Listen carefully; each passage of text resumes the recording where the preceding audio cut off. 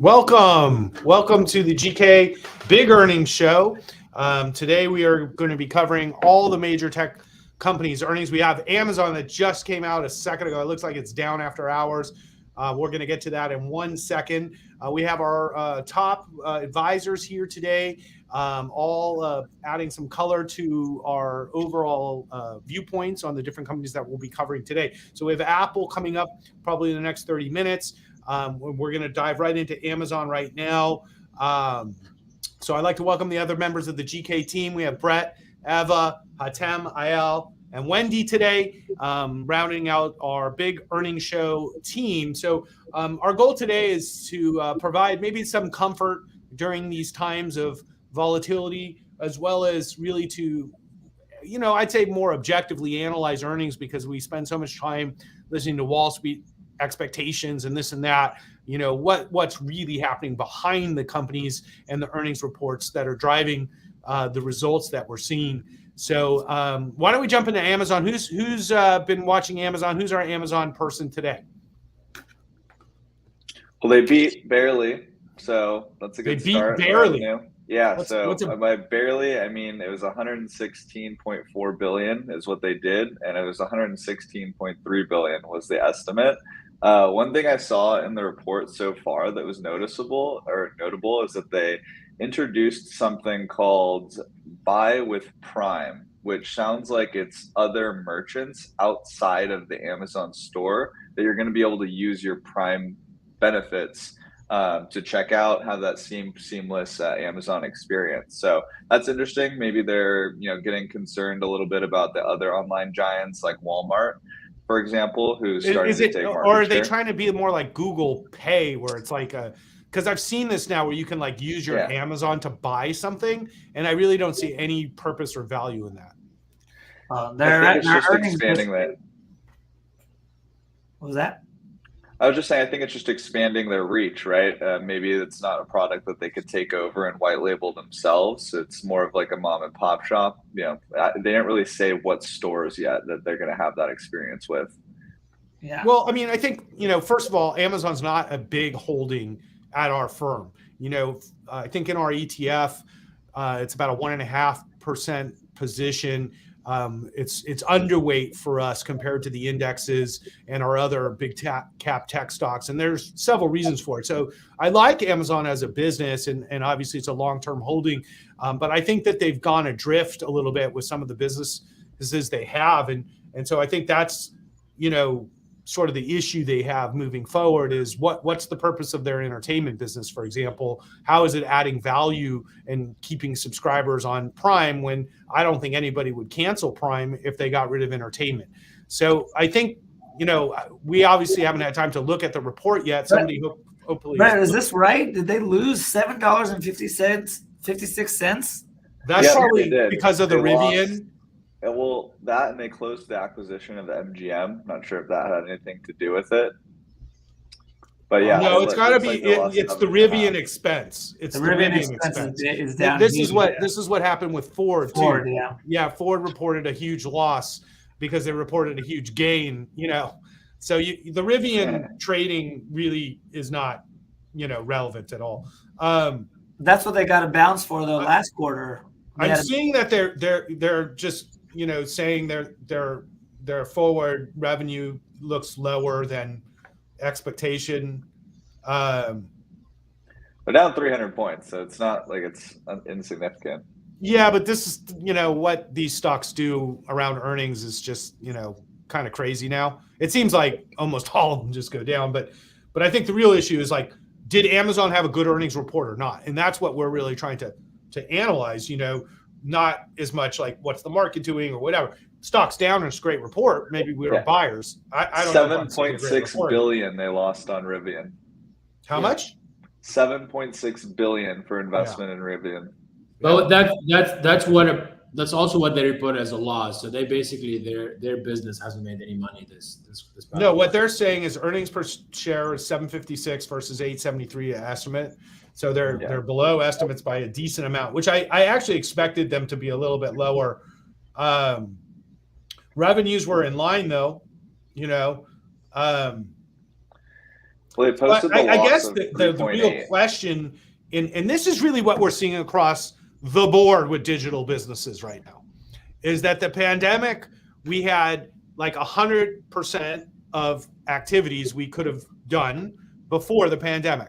And when the pandemic hit, half of our activities, all the outside social ones, were eliminated. And so we went to 100% shopping on Amazon. We went to 100% time on gaming and streaming. We went 100% time staying at home. And now the pendulum has swung back. And we're going to stores again. And we're going out to restaurants. And we're going to concerts again. And it's taken away a certain of the growth in the business from these digital businesses. But what we're not really saying is, what was their base in 2019 before the pandemic, and where are they today? And I think that's what investors really need to think about as this now levels out into reality. There's nothing wrong with Amazon or Google, for example. It's just that they grew so fast, and now people are doing other stuff. And so there's this equilibrium now that we've hit before they can try to find growth. Now, I think it's no issue for Google, but I think for Amazon, it's a real issue. So what's next for Amazon? Yeah, it just seems like they're going to have a hard time. Their total revenue only went up 7% year over year. So, if we just... Yeah, but I still think that's good if you think about it. It's not great for Amazon. That's well below what they've been used, especially since they haven't had great... But what was their revenue in 2019? And that's what I'm saying. Like, it's like you have to think long term. And so Amazon, you could say it's the slowest growth they've had in 3 years. Of course.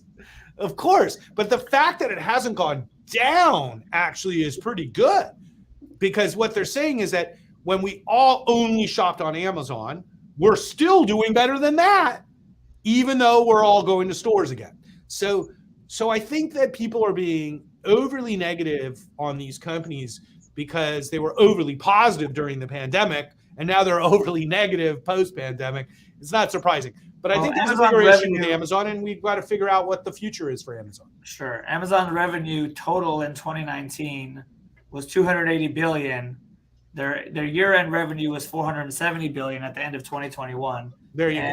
And this quarter they did $56 billion. So, what are we talking? The run rate here? Obviously, their $250 billion run rate. And obviously, their fourth quarter is their big quarter. Right. But I mean, you're talking about a company that went, up a lot. It's gone up a lot, 100%. To piggyback on that as well, I think all digital industries experience this, and they're seeing that right now. But Amazon, what do we look for now? Cloud strength, ad revenue strength. Those are other areas that we can look to see. Well, Eva, I think your point is valid. Like, what's their cloud numbers? Like, that's the most important part of the business, to be honest. And they've got competitors there. So what were the cloud numbers? The AWS is still up 18.4 billion in net sales versus 13.5 last year. So what was profits in AWS? Profits, it just says operating income. So their operating income was 6,500 versus 4,100. So the AWS is going well, but it's it's slowing. So that's Amazon to me. Amazon to me is AWS. It has to be cloud, because how much margin do they make on selling crap? And then if you think about the headwinds of Amazon, during pandemic, we had a lot of money and nowhere to go. So here's the now with inflation, where is that money going? It's going to food. It's going to gas. Is it going to buy the random inflatable pool that my kids wanted back at pandemic height? We all bought one of those, Wendy, so don't feel bad. But I think your point is extremely accurate. Yeah. And I don't look at that as per se a bad thing. I think the businesses are adjusting to reality again. And, Amazon does have stores through Whole Foods, but I don't think they've done a great job with Whole Foods. And so, like, when you think about Target or Ulta or Walmart that have built digital businesses around their stores, they're actually in a better position now than Amazon. They usually do. Amazon bookstores are closing. They're gone. Grocery stores. Yeah, because why would you?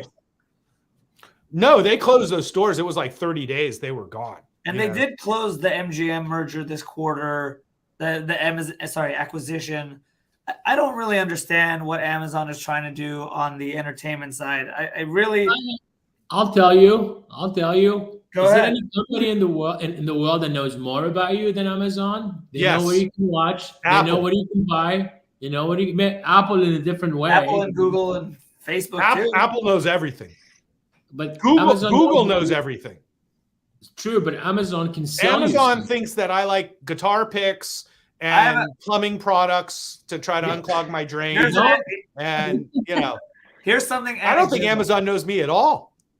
I have a remote. I use my wife's account too. I have a remote for my Samsung TV, and it has 3 buttons on it. It has Netflix, Hulu, and Amazon Prime on it. The Amazon Prime button never gets touched. Correct. For me too. Me too. Same with the Roku remote. Yep. See? That's all I'm saying. The big thing in the report too is that they usually have Prime Day in Q2. It looks like they're going to do it in July of this year. Like, we're going to just do Prime Day to fix our quarter. Yeah, so they look like they're going to do it in July of this year, though. So that's definitely. I'm not liking this the Amazon second discussion. quarter guidance. Yeah. No, I don't love it. We're sounding like bears. We're sounding like Amazon bears, guys. Also, keep in mind a 5% fuel and inflation surcharge on. That's right, and they still don't have electric vehicles. They're the biggest polluters in the world, Amazon, and they're trying to move guitar picks and plumbing products all across the country for me. And but they did just increase in March to offset that cost. That's they true. Their Prime memberships to do. So that's how Amazon makes more money, is they just charge more on Prime. That's basically power. Well, you love it for Costco. You should love it for Amazon Prime. Well, I like Costco because they sell big things of ketchup, and that you can't get on Amazon, and that is a very important necessity right before summer. Big things of mustard and ketchup. So that said, I think Wendy is right about AWS. Amazon is AWS in my mind. They sell lots of crap to sell their web services, and so that business is still healthy for them, and that's the only business I like at Amazon, to be honest. And it seems like they need better financial discipline. The MGM merger will not produce anything for them. It will produce no revenue or profits for them. I just don't get it. I also heard that they're doing this Lord of the Rings series. Yeah. 5 seasons for $1 billion. Yeah. They've lost their mind. They've lost their mind. $1 billion. And we've been making the Netflix argument that there's too much content, and so that value of all content is being diminished the more content that's being produced now. So it's kind of like what happened with the music industry, where it's like, if everybody's making shows and there's we used to make 500 pieces of content, like movies and shows a year in Hollywood, and now we're making 700 pieces of content. Well, it just dilutes the rest of them. So now they're betting $1 billion on a show. Hopefully that's good, but I don't see any return on that at all. Even if it's good and you get more viewers, I think everybody's kind of signed up for Amazon Prime that's going to sign up, don't you? Yeah, they keep trying to grow internationally, but they still are not profitable in the international segment. I don't know. We don't own a lot of Amazon, and this isn't encouraging. You got Melly that they're fighting internationally. Mercado Libre. Yeah, Mercado Libre is really just Latin America, though. So it's Latin America. Amazon is trying more for Europe and such. You guys are gonna talk me into selling my Amazon? No. No, you don't sell your Amazon. So you don't sell your Amazon. No. We're talking about content. Let's talk about Netflix. I like Netflix. Well, yeah, let's bash Netflix. All right, let's talk about the good and the bad in Netflix. Let's talk about the good and the bad in Netflix. Do you guys want to start with the good or the bad? So I'll give you a recap of the earnings per share. All right, let's start there, Eva. Yeah, $3.53 versus $2.92. But what did they do last year? Mm-hmm. What was earnings last year? I think it was about even. I think they didn't make more money. Yeah, I could pull it up real quick. I will pull it right up. But talk about the subscribers. Go ahead, Eva. What was that? Talk about the subscribers. So we have a loss of 200,000. It is attributed to a host of factors: increased competition. No, but they fired 700,000 Russian customers too. Correct. So you have a big population that can't use it all of a sudden. And then in addition to that, password sharing is the big thing. So too many households are sharing passwords. Do you have your own Netflix password? No, I share one. That's always been the my case. siblings. And so what they're saying is Sibling, why are you laughing, buddy? Why are you laughing? We all do. My parents mooch off mine. Yeah. Same. But it seems like the antidote to that is just a couple of dollar price increase on shared Netflix accounts. So they've noticed it for years. It's not a surprise to them, but this is the most bullish thing for Netflix. Mm-hmm. Yeah, they said 100 million households potentially can. At most people, right? A third of Netflix users don't pay anything.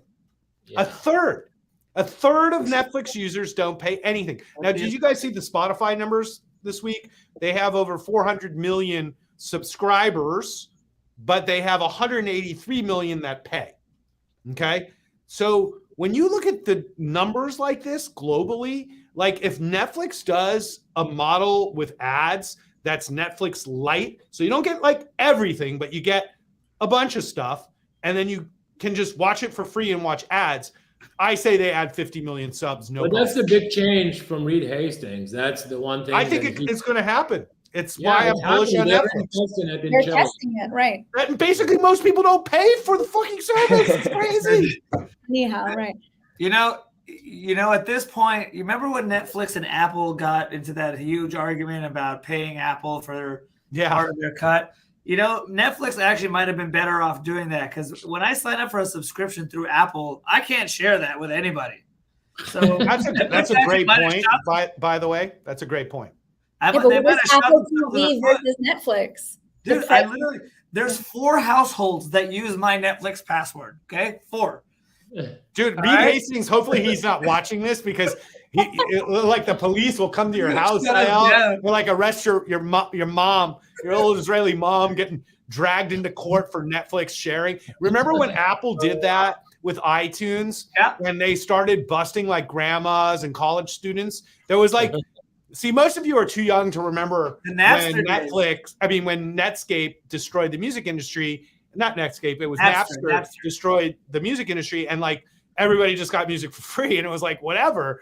And it's kind of like Netflix today. And then Apple's like, we got to get people to use iTunes, and so they made it better. Okay, but most people were like, who cares that it's better? So then they had to go to some pretty extreme tactics, some of which was they made a few examples, and they like sued a grandma and some kid who was stealing all this music, and it was like all over the media that it was kind of bad PR on the short term, but it scared people, you know? And then they started putting tracks on that were like really bad tracks with noise and shit. So like if you downloaded tracks, you weren't sure if they were actually the real songs anymore. And they did all this sort of like terrorism against Napster that worked. And now we all pay for streaming music.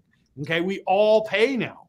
Like everybody pays. Some pay for 2. I pay for Spotify and Apple. I don't know why, but I do. That's just absurd. Is when the product is good and the experience is good, you'll pay for it. I got Spotify in my car and I got Apple on my phone. So it's like. Well, I think with Netflix, there's kind of 2 things. If they cut down the number of users, or they charge a surcharge per extra user, there's only a finite number. So that's kind of their last shot at bumping up the revenue. I think they do that unless too. They find more users from there. I think they say, okay, everybody could have 2 buddies they could add on for $3 a month. This is what they said. Right. This is what you can add on 2 buddies for $3 a month, or watch the ad-supported model. And either way, they win. Right. Yes, I think they have to go the ad route. But they don't selling Amazon and buying Netflix. They don't have those departments built out. So they actually have to invest in building out their ad department if that's the direction they're going. I don't know if they've even started that. You know, like I have to talk to my friends at Netflix and see if they've even like begun. The ad model, they started like a couple of random countries like Peru and they're testing the buddy model somewhere too. I think in a couple countries they're testing the add your friend for $2. Chile. By the way, Ross, just FYI, the Q1 of 2021, Netflix's earnings were $1.7 billion. So basically they doubled earnings. Yeah. Over the last 12 months. Oh, that sucks. We should sell the stock. Yeah, I see trailing 12 months, 11.29 a share. But the big boogeyman, right, is they mentioned that they might lose 2 million forward. That's in Netflix. Yeah, in Netflix. that's sandbagging. Listen, there's nothing more inaccurate than a Netflix subscriber guess. Because you're guessing. They tried to do this last quarter. They said you're going to have 2 million more. They said 2 million and they were off by 2 million. So they said 2 million more. And so maybe they'll be off by 2 million. IL, look at the Facebook thing. Facebook last quarter, they miss their subs. They guide down and the stock goes down 40%, right? Now this quarter, they beat their numbers miraculously because they were guided so low, and the thing's up 10% today. They were down 50%, and the PE is 12 before the earnings report. I know, isn't that amazing? That's crazy. I couldn't believe that Facebook had a 12 PE, and I hate it so much that I didn't buy it, with the 12 PE. But I love Netflix, and it's got like a 16 PE, I think. And I don't know about love. I love Netflix. Listen. Everybody is the short term. Oh, I love it. Now I hate it because the stock went down. Okay. Like, you don't love or hate a company based off the stock price. Okay. It's like the Tesla people. I loved Elon when it was at 1,200. At 850, it's like, what's he doing? He's crazy. And I'm like, dude, he's been crazy for years. It's the opposite, though. Netflix had the most amazing earnings report I've seen. And their guidance was great versus telling me I might lose 2 million more subscribers. Yeah, but see, if he says that and he does even, the stock's going to rally next quarter. Right. So if Netflix doesn't do terribly, the stock will go up. That's true. Right. So that's my bet. So that's great. They cut the stock. Here's my question for you. Sell Amazon, buy Netflix. I want somebody to tell me what Amazon's doing that in 2 years we're going to say that was brilliant. Hold on. Do we think that Netflix is going to be something that people actually cut during a recession? Nope. Do you think that there would people who actually give up their Netflix? Because I think it's one of the cheapest entertainment you can get. Look at the slate of content they have coming up.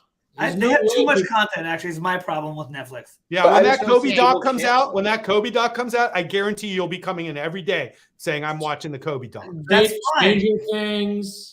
The Stranger Things is great, but it's like there's 7,000 new shows. The algorithm's not great, honestly. The algorithm sucks. They need to. That's the bad of Netflix. The days of throwing 1 million things at the wall of content and paying $100 million for 5 episodes of a show that who knows, or paying Ryan Reynolds $50 million to do some movie that nobody really cares about. Hey, has Twitter reported? Is somebody watching Twitter? And rising cost of debt. Wait, hold on, Eva. Yeah. So, and back to Netflix, I think they're prepared to spend a lot more on content. And from their earnings call, they said Adam Project, Bridgerton. Okay, we have a couple standout stars. We need to produce those every single month. So I think the slate of content, they're going to fine tune it a little bit more, but they're prepared to still spend a lot. That's going to eat into their revenue. I'm going to say something. No, but I would argue that there's too many people working there and they could probably cut staff while still investing more in content. And work from home has been very expensive for them. So I think they're calling everybody back in the office now at Netflix. So I think, and I just read a study that collaboration on Zoom produces a lot less creativity because of the way Zoom works. And considering they're in a creative business, I think it'll be a big boost to get people back in the office at Netflix. But that said, a lot of people are overpaid there. And so there's a lot of room to fire people too. So even though their content investment might be the same, but maybe they're able to cut some of the personnel that hasn't performed. And I think there's a lot of bloat at Netflix that can be cut and it will just go right to the bottom line.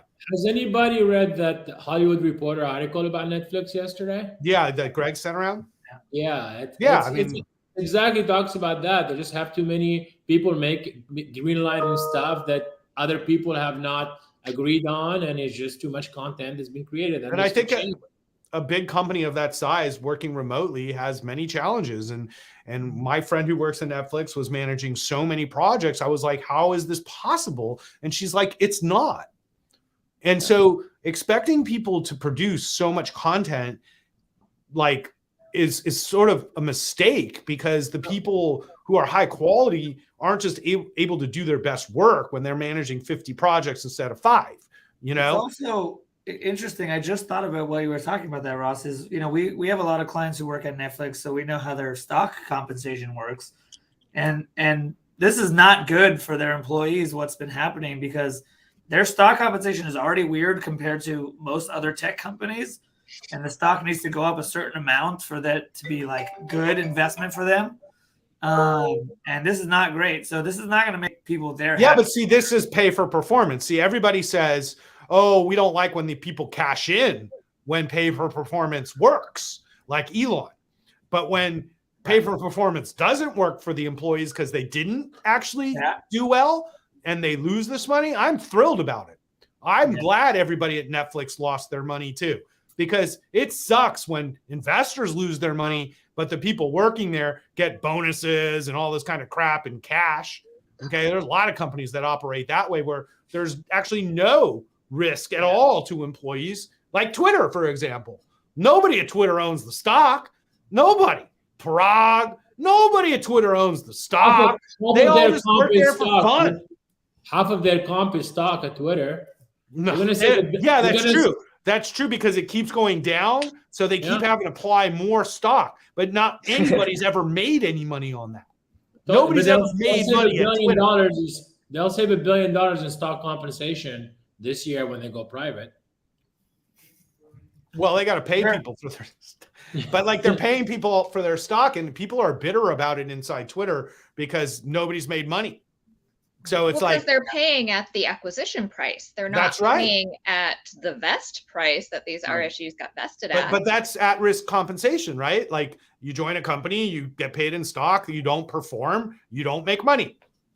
Like nobody's writing an article about that. They'll write an article about Elon, who made us, 1,500% in 3 years, and he made himself a ton of money, and that's somehow bad. They did beat on both the users and revenue. I mean, they did 1.2 billion this time versus 1.4. Apple, what do we got? We got 152 earnings versus 143 expected, 97 billion versus 93 expected. Crushed it. There's my boy. There's my boy Tim Cook. There's my boy Tim Cook. We got more stocks up 3% after hours after Tim always guides low. $90 billion share buyback. Oh, wow. 5% dividend hike. Supply chain problems, what? Confetti we can throw in the air for Apple. Yeah, here. Apple just saved the market. Apple saves the market. Apple saves the market. It's funny. There it is. Chayton. We have a wounded team member on our media team this week, so Chayton had to step up. And it's been a tale of two cities. We had Microsoft save Google, and now we have Apple Amazon saving Amazon. So we're hedging our bets here. Wendy, what are you seeing on Apple? Tell me something about Apple. I don't know, Brett. Are you looking at the numbers on Apple? I have Microsoft's numbers. Oh, you have Microsoft. We'll go over that in a second. Quarterly dividend from 22 cents to 23 cents. They crushed it by $4 billion. That's all that's really come out yet so far. They did 50 billion in iPhone sales. It's probably the first time they've done that. Wait. I have a question. I thought there were supply chain problems. Yeah, we need to hear what's going on there. Yeah, that's going to be at 2:30. Sure. That's going to be on the call. Yeah. We'll hear what they say about that, but it's still breaking. They did 18 billion still in China, despite them being apparently locked down. They keep saying you still got to use your laptop. They keep saying how China's going to affect Apple, and every quarter Apple proves that they just crush it in China. Isn't that amazing? 20 billion in services. All right, Apple's continuing to be a monster. Unbelievable. It's so funny. It's like I talk about this with Tesla. Like when I started investing in Apple when I was a kid, and I always talk about, like, I was so impressed with the iPod Nano. And I still have mine. It still works. Your Nano? Yeah. You got to bring that in. Like 2000. Like the stick Nano? Yes. The 2003 The original Nano. Dude, that is, you got to bring that in, Wendy. That's some craziness. I want to get some pictures with it, you know? Hey, y'all, don't you love when they say record all-time revenue for services, iPhone, Mac, wearables, home, and accessories? So all every record year. It was just like, it's every year. You know what's funny? I did Apple training. and Tesla. People go, how did you get to where you are in life? Yeah. Apple and Tesla. You know what's funny? I did training for some of the newer people yesterday, and they all came out and they all pulled out their computers, their laptops, and they all put their phones on the table, and it was 7 of them, and it was all Mac laptops and iPhones. And I go, this is a freaking commercial for Apple at this company. Here you go. Apple says that the war in Ukraine affected company in March. It'll also affect the company more during the June quarter, but it says it's doing incredibly well despite the supply constraints. Yeah, 28 billion in operating cash flow. So it's Tim basically saying, oh, I'm going to lower guidance, and then he's got a guide low. Yeah, Tim is the best guider of all time. He guides low. He's got it down. He should give a class to other CEOs on how to set expectations low. Maybe for Netflix. Well, Reed just is like, we're going to lose subscribers. We're going to lose. I have no idea. But let's just get it over with now, you know? Let's just go buy Netflix. Let's go. Write it down.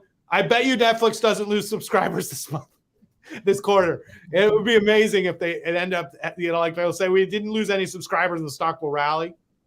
Let's see if that happens. Maybe I'm wrong. We'll see. Yeah. Gilead beat. Gilead beat. Talk about a blast for the past there. It's still at $60. It's still at 60. We sold it at 60. It's still at 60. No, we still it's like a bond. It pays a dividend. It's like Verizon. It's a very volatile bond. Yeah, those of you who don't know, Wendy's in charge of biotech at our firm, and she's our expert. By the way, TMO was in serious rally mode. Did they report a really good quarter? I haven't had a chance to look at it. I did not look at their earnings yet.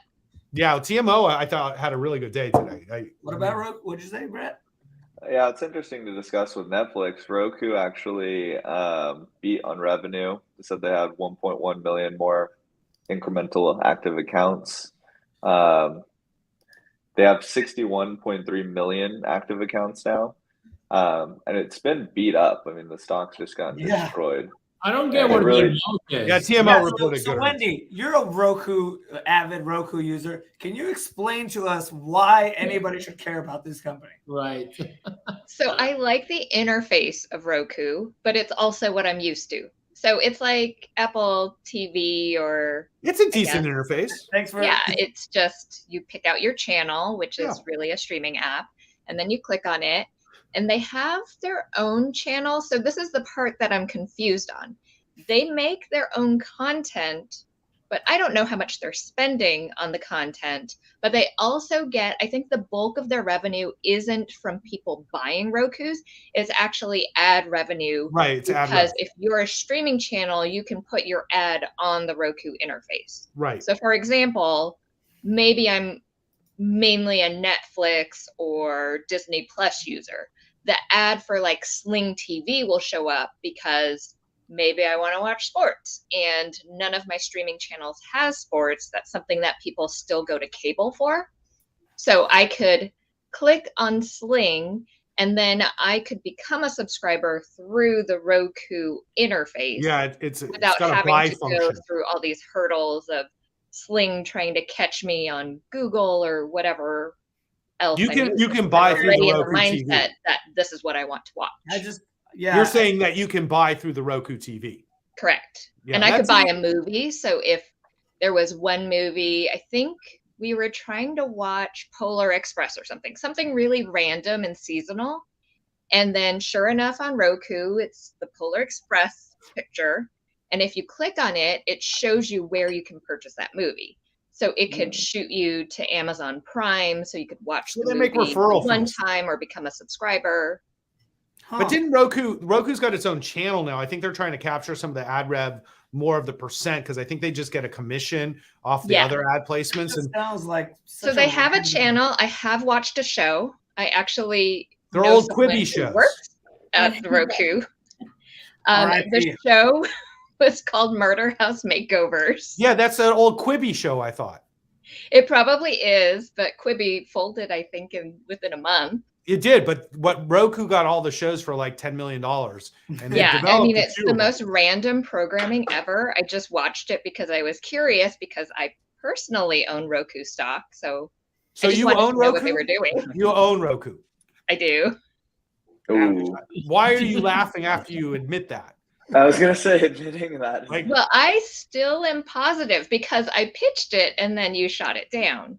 So I still Well, I'll shoot it down again if you want. I mean, based on that description, I'm not loving this. And, you know, we won't name names, but certain people who manage money have that as a number 3 or 4 holding. I don't understand that. Kathy is really becoming more religious after seeing her mentor, Bill Hwang, get arrested for fraud and sent to jail the other day with a $100 million bail. I don't know if I'm proud that he seeded my funds, as Kathy is having probably the worst period of time I've ever seen for an investor.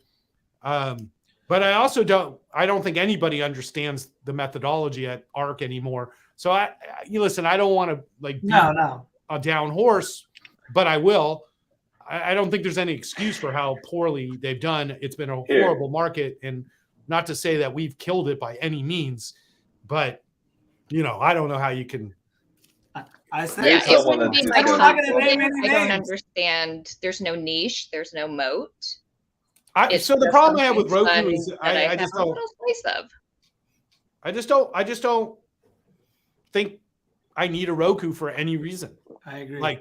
I just don't need it. My smart TV handles it. We're Right. good. Samsung is fine, Exactly. I was just going to say, if you have a Samsung TV, it does exactly the same thing. Do you see Samsung's numbers?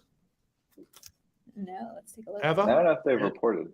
They did, and they killed Robinhood did. They killed it. Robinhood. You want to hear Robinhood, Ross? Yes. You're going to love it.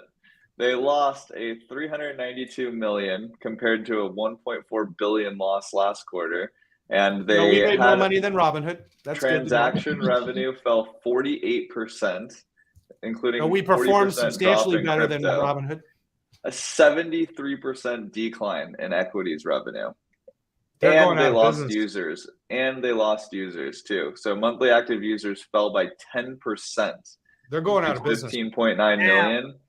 And that's a huge number. Losing 10% of your monthly active users is insane. And who wants to use a product that steals your money? Laying off 9% of their workforce. I didn't even know that they had more than 10 people working there since there's no customer service anyway. And I don't see a single good thing in this if you use the Bet MGM app that we own stock in, you probably would win 50% of the time or 45% of the time. But if you use the Bet Robinhood app, you lose 100% of the time. There's not a single good thing in this report. Let's talk about Microsoft. Yeah, Eva, what are you covering, Eva, today? So I had the Netflix numbers as well. I also just anecdotally pulled up Samsung, and it seems like I know we don't cover them so much, but it seems like they crushed it on chip sales. Yeah, they did. Yeah, the chips, for sure. Chips, televisions, everything. Yeah, but the chips are where they make their money. Hugely. The TVs are not a money maker. I think the chip business is looking good. Qualcomm just had a good report, big rally today. I've been watching Qualcomm for closely now, and I think Qualcomm is a good The semiconductor sector has gotten beaten up because of this, fear of slowdown in China. It seems silly because the demand the demand's off the charts for semiconductors. Nvidia is down like 40% from its high. Yeah, Nvidia's back down to a reasonable price. I mean, now we can actually buy it. It's very nice. Actually, our portfolio is super cheap right now. Our portfolio is super cheap. I've been buying it personally. Google. I did Google also. So if we want to talk about that, should we get into Google? Let's get into Google. So we covered Netflix with Eva. What were you covering, Wendy? Microsoft.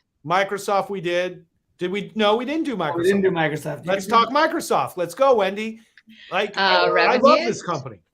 $49.4 billion, up 21% revenue. From the year-over-year comp. Cloud, $23 billion in revenue, up 32% year-over-year. So growing faster than Amazon. Growing faster. Their cloud margin is 70%. Oh, it's beautiful. I know. What's not to like?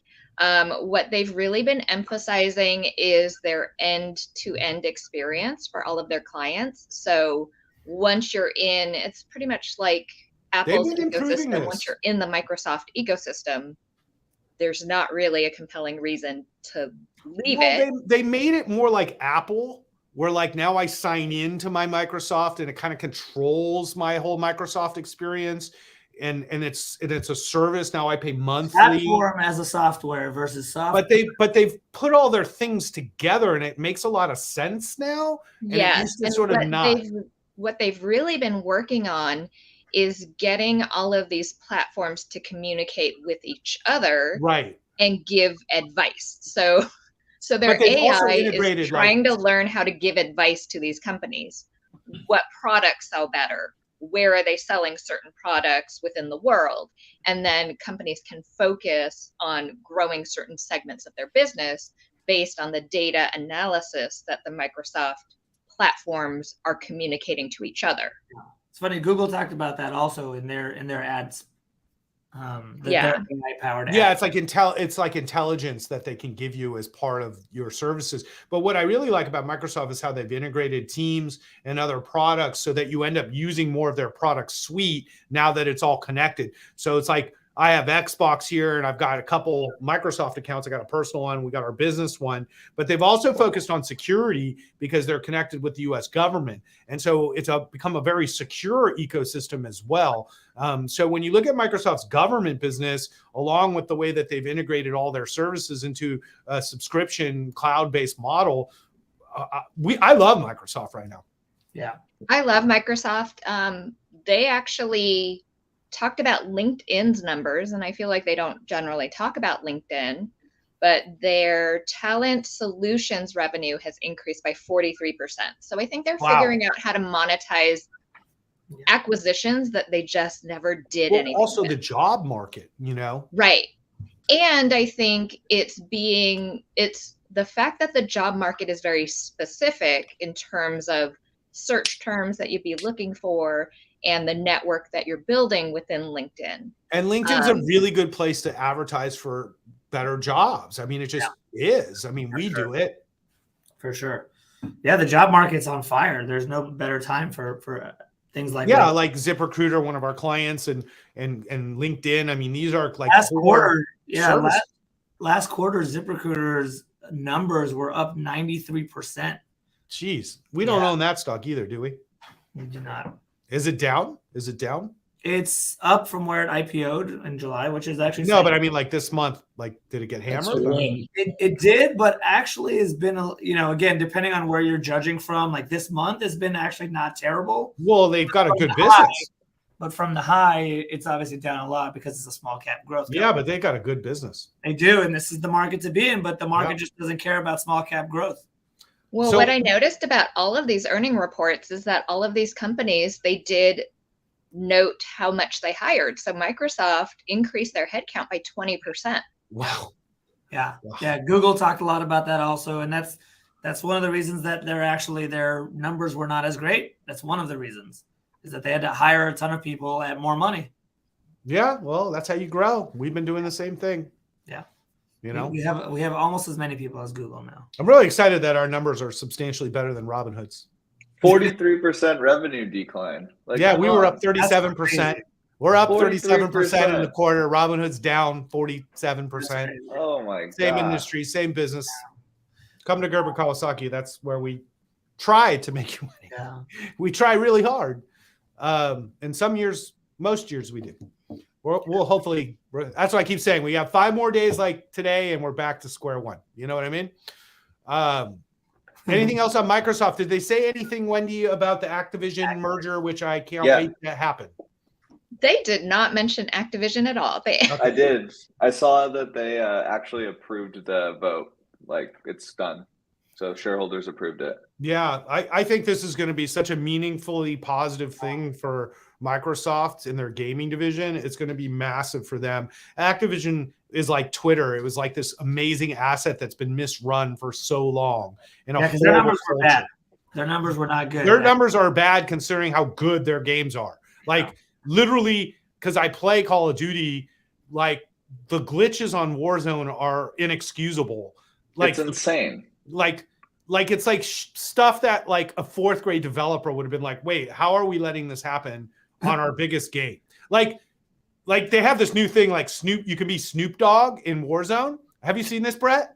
Yeah, it's hilarious. It's hilarious, right? So you can be Snoop Dogg and like they got overdubs of Snoop. Like this is the easiest way to make money I have ever seen is gaming. Okay. And Activision has had nobody doing anything for like 2 years. You know what I mean? And so when Microsoft gets their hold of this asset, I think it's going to just be a crown jewel because there's so much IP and so many loyal fans that have been neglected. And it's the best content. And I think it's the same with what's going to happen with Twitter. Is like once new management comes into this place and sweeps out the ridiculous people who are working there, it's going to be like such a much better asset. No question. Like I asked the people at Twitter I know, I said, Elon's put out a lot of suggestions over the last couple of weeks. Has anybody at Twitter written these down and said, hey, maybe we should work on some of these? And he's like, are you crazy? And I was like, right. So nobody gets it. They don't get it. They don't get it at Twitter. They don't get that all these things are going to happen. They might as well start working on it now because when Elon takes over, none of this bullshit is going to go on anymore. And it just goes on and on and on. Do we have Twitter numbers yet, or is Parag still? Yeah, we told you that they beat. We beat on users and revenue. Actually, it was pretty solid. Twitter had a good earnings report. Twitter had the best number of any social media company. Actually, yeah, they killed it. Twitter, wonderful, perfect timing. It's even after hours. Nobody's trades this thing after hours. No, they report in the morning. They report in the morning. In the morning. Oh, what was that? What do they call it? A false flag attack? You guys saw? Had a busy day. Oh, Twitter! They reported great numbers. No, they didn't. 23% revenue growth in ads, which is actually amazing. Did they report or did they not report? Wait, I'm confused. Yeah. They did this morning. It says they reported this morning. Yeah, pre-market. Yeah, pre-market. Yeah, they reported they beat year-over-year 16%. I didn't even see this. Huh? I don't. They even killed see it. This. 20. So their advertising revenue grew 23% year over year. Their daily active users grew by 2 million quarter over quarter. Their international revenue grew by 14% quarter over quarter, and they had monthly daily active users of 230 million versus 220 last quarter. I think also too, Hitem, what's super important is the monetizable daily active users finally grew at 6.4%. So they have nearly 40 million people that they're actually making money from. Maybe that's a little bit of Twitter blue, so maybe it's not a ton of cash, but ultimately getting people used to paying a little bit of money in order to be on the platform, I think is a great thing. Yeah. No. This is the future for Twitter. This is the future. They did miss their revenue number. I spoke with people about this. Even inside Twitter, and like how they've allowed the bots and manipulations to continue when everybody knows it happens every day is just a byproduct of the fact that management allows it.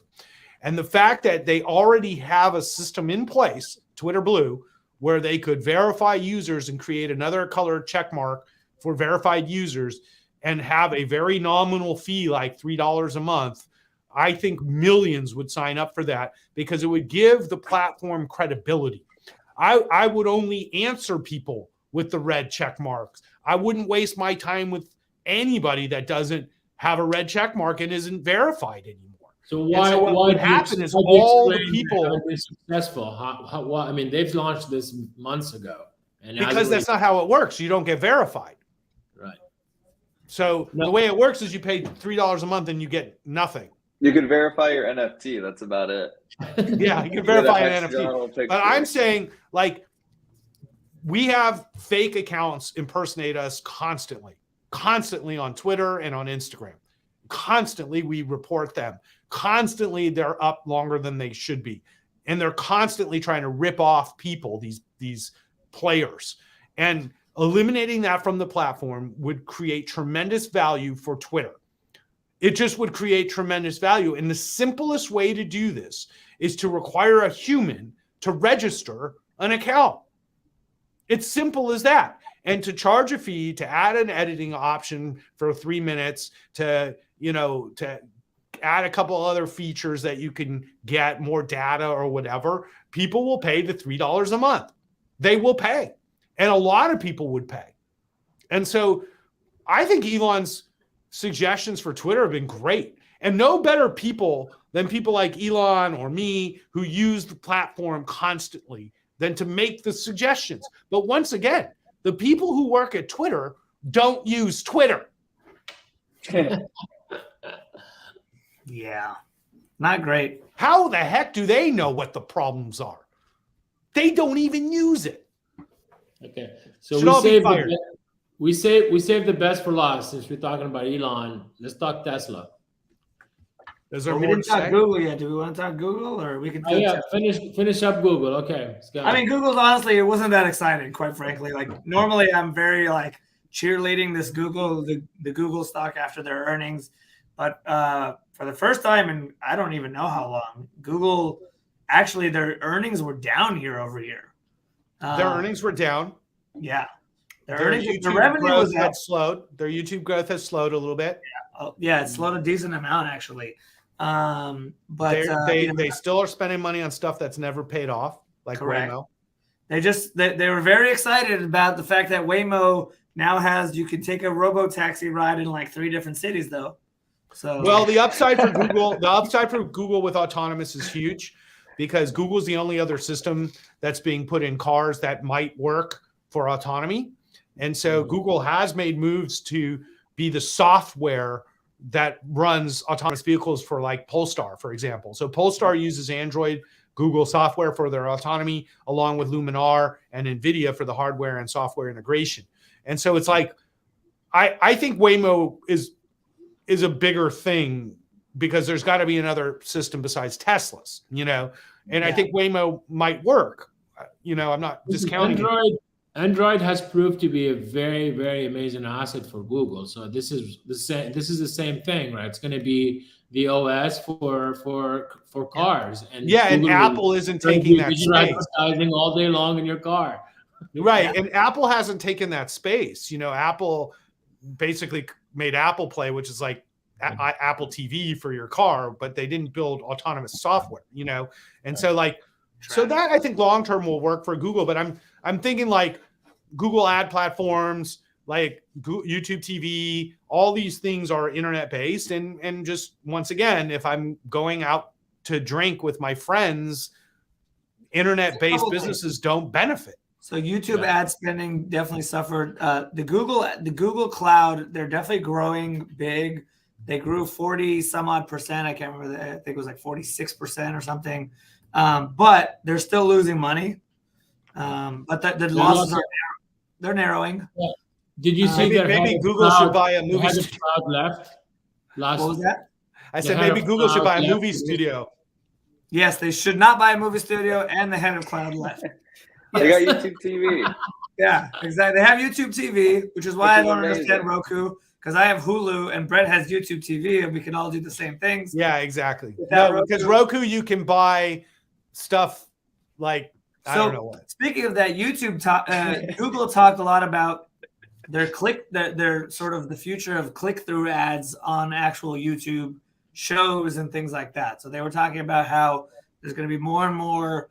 You're watching a show about God knows what, and something pops up, and you can just click on it and click. Well, the big thing that's coming next is live selling, like QVC type thing. This has been really, really big in China. QVC obviously has been around forever. Live selling. This is really the big thing that's happening from the Instagram, Google, TikTok world is like just being able to buy the product right there. Yeah, and so TikTok is definitely taking some of YouTube's TikTok's eating people's lunch. Yeah, they're crushing it. But YouTube is trying to get in this business a lot now. So YouTube Shorts is a big thing for them. And they said they had 30 billion views basically on YouTube Shorts. YouTube will be fine. Which is 4x what it was last year. YouTube is the best asset they have, I would argue. It's a great asset. Yeah. And then back to Wendy's point is they have this AI Max that they call it, where basically you sign up for a suite of advertising, and they have this AI software that will tell you kind of you should put this money here, this money there, this money there. And they said that so far what they've tried it on, the metrics for the users are sort of really, really good compared to just kind of like piecemealing it. So we'll see. I'm not really that worried about Google. I'm not worried either. It was just the last 2 years they had such incredible numbers. Exactly. This one was a real sort of like coming back to earth. Yeah, exactly. Yeah. I think they warned also that next quarter would be the toughest comp. Yeah. So because they were up 63% last year or something. Yeah. So the year over year, I think all these companies should be compared on a 2019 basis. Like if you go back to 2019 revenue and you say, what's my revenue in 2019? And you say, what's my revenue in 2021 full year or 2022 Q1 times 4 or whatever you want to do. That's, I think, the metric we need to look at. And then you smooth out the pandemic and you see how much they really growed over 2 or 3 years versus like, oh, we grew a ton and now we leveled off, but they're going to grow again, And so like the market seems to be, they overreacted on the upside. Now they're overreacting on the downside. And that's where the opportunity lies. Because I think Google's trading at like 20 times earnings or 22 times earnings. Maybe earnings don't grow this year, but I mean, come on, it's Google, right? Amazon, I think, has a different set of problems, but like Google, I just don't spend any time worrying about them. I just don't. All right, Ross, take us home with Tesla. Well, Tesla, it's beyond impressive. There's no company that's big cap that's growing in earnings or revenue as fast as Tesla. Tesla's valuation is basically what PE do you want to assign to their earnings. Earnings estimates have been getting closer to my estimate. Most analysts started the year with $10 for this year. I had $13. Now they're all up to $12. I still have $13, but I am concerned about China. The China factory closures, supply chain issues are a major issue, especially while they're ramping 2 facilities. So we have higher CapEx, we have higher ramp costs. This is a crucial period of time for Tesla as they move to a whole new level in 2023.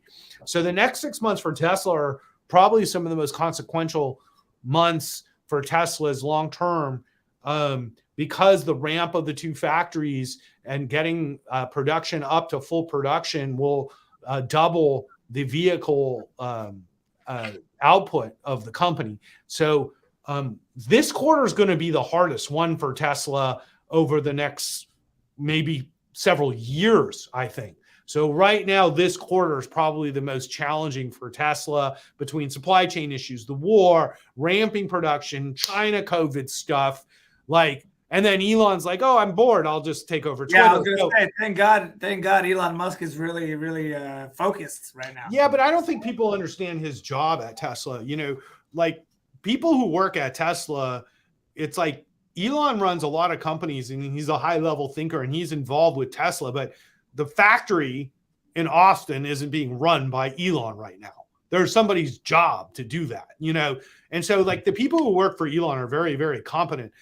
I think it's a testament to his confidence in the team that he has that he's doing this, not a distraction. I think that he's only doing this because he's so confident of Tesla's success. He's like, what's my next challenge? It's possible that could be that because this is a big challenge, right?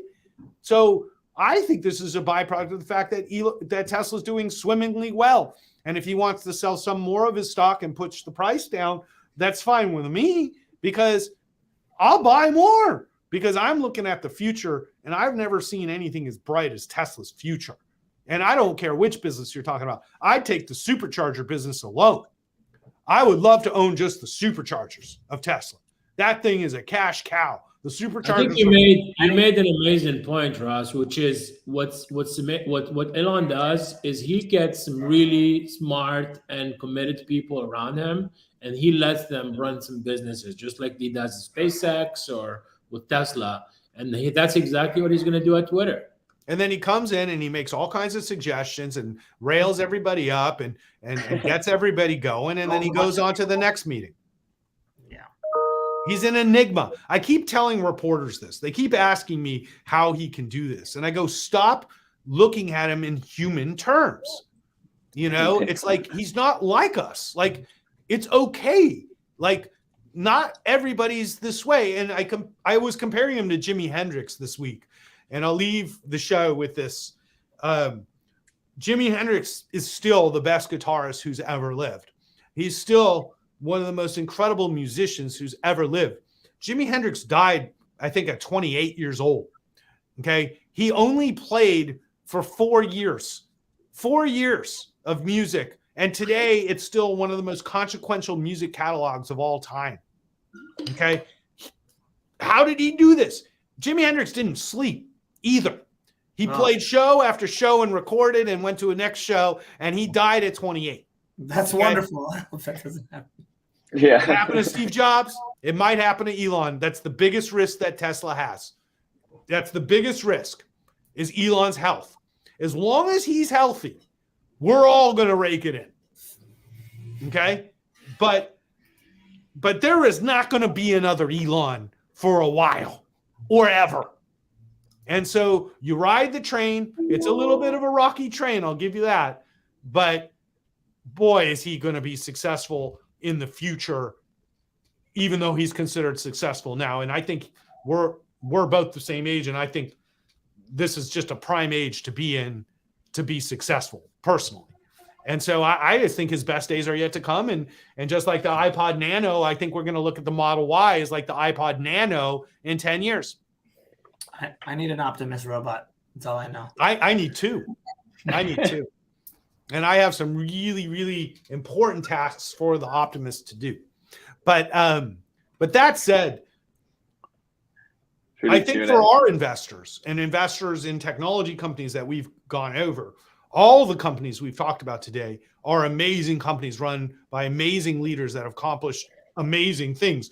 And by all means, if you own these companies for the next 10 years, you're going to do just fine. Okay, you're going to do just fine. That's why we own them. I might not love Amazon as much as I love Microsoft. We adjust our weightings in these positions. But these are the core drivers of American business. And we feel must be in a portfolio for somebody as a long-term investor. And that's why they're core positions in our portfolio at GK and in our ETF. Earnings is just a short period of time. A year is just a short period of time. And I caution investors to think if you're not prepared to hold an investment for at least several years, you shouldn't be in this game. So if you're an investor today in any of these companies and you look out in 3 to 5 years, I think that should be your time frame to determine your success or failure as an investor. These are core investments for us, and we suspect that we will continue to see outperformance from these names over the next 5 years or longer as they continue to innovate and use their dominance in their industries. Some will do better than others, but I can definitely say that any way you slice these numbers, they're great numbers for American business.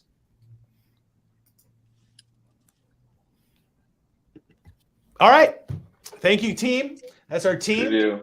Thank you. From the top, we got Hatem, Wendy, Ayal, Eva, Brett. If you need financial advice, which I'm sure you do, that's what we do here at Gerber Kawasaki. It's not just about buying and selling stocks. It's about building a portfolio that's going to last through the down markets and the up markets. And unfortunately, when you buy our ETF, you don't get our whole portfolio. You're only getting the growth part of our portfolio. So you're much better suited being a full client of ours because we manage the entire of your financial situation. And I think that's the best way to build a financial plan, to develop saving habits and investing habits, and to buy stocks when they're low for better days ahead. So I know it's a tough time for people right now, but that's when you buy stocks when they're low for better times ahead. So it's hard to do. I'll give you that, but it's time, So anyways, thank you, team. Thank you, audience.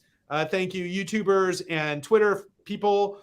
We love you all. I know this is a tougher time for the markets, but it is not a tougher time for our society. So be grateful you're American. Be grateful that we've gotten past COVID and we have the freedoms we have in our country today. And we have the strongest economy in the world.